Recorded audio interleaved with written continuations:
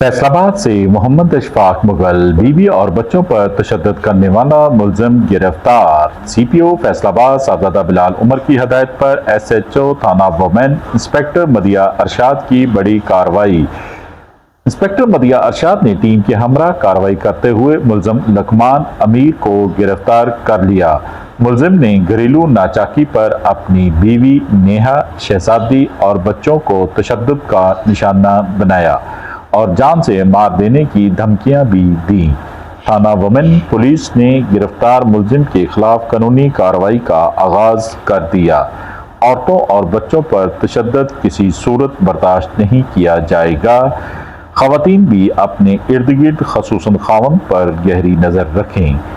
जहां कहीं तशद्दुद हो रहा हो इसकी फौरी इत्तला करीबी थाने में दें। सीपीओ साहबजादा बिलाल उमर ने पैगाम जारी कर दिया। देखते रहिए GS न्यूज़। इस वीडियो को लाइक करें, हमारे चैनल को सब्सक्राइब कर बेल आइकन जरूर प्रेस करें